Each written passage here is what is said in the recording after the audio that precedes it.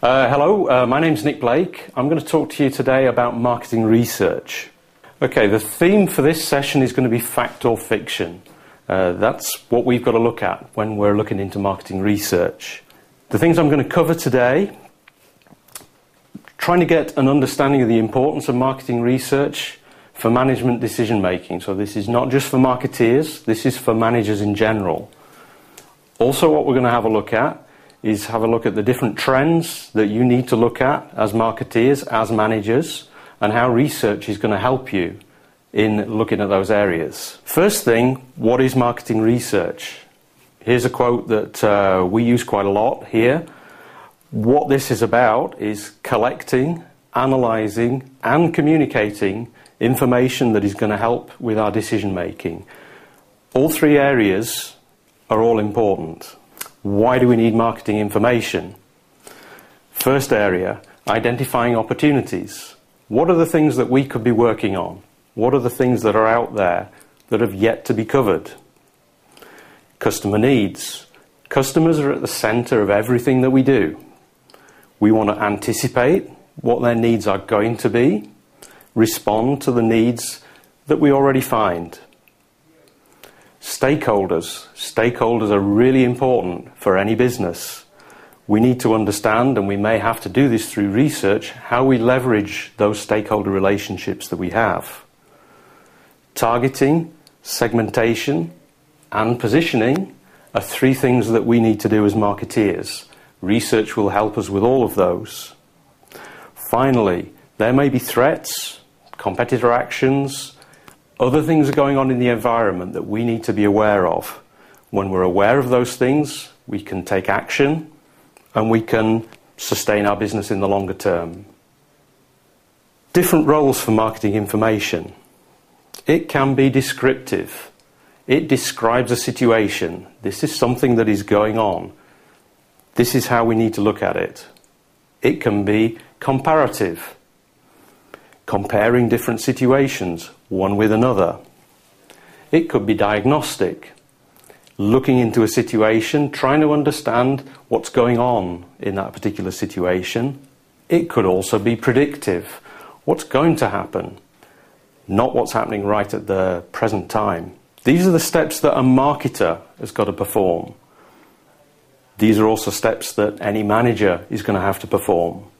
Firstly, scanning your environment. This is a wide study. This is going to be outside of your organisation, could even be outside of your industry. What are the general trends that are going on that are going to affect your business in the future? Identifying forces relative and relevant to the environment that you're in. There are things going on, but they may not be relevant to your business, to your environment. So we have to identify out of that scan. Forecasting pestle environmental factors. Factors that are going to change in the future. Pestle is a useful tool that we have to understand what's going on in the environment.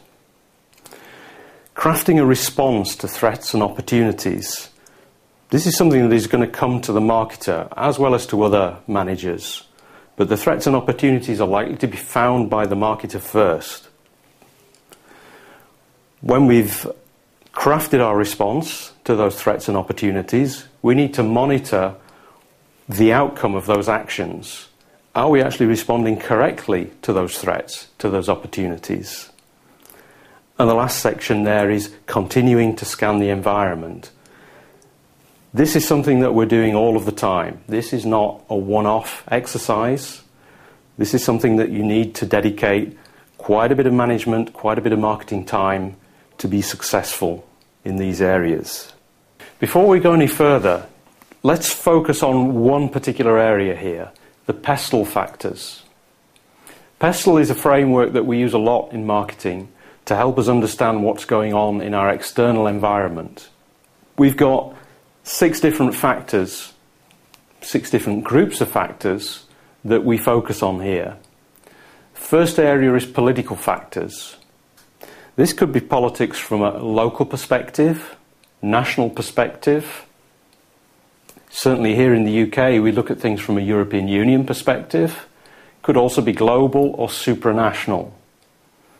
Political factors can come at our business from all sorts of quarters. We need to be very aware of what's going on in the political environment.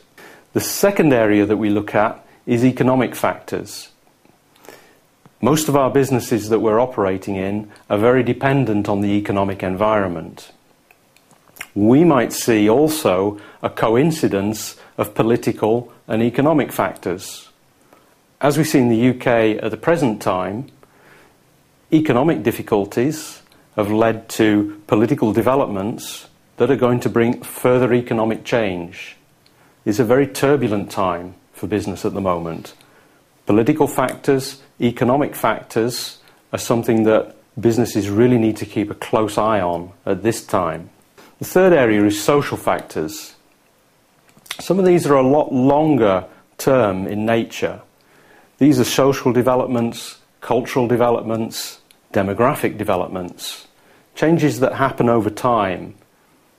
We've still got to monitor these very carefully. Although sometimes they're slow moving, there can be a tipping point that is really going to affect our business positively or negatively. Technological factors. Technological factors can be an enabler to our business.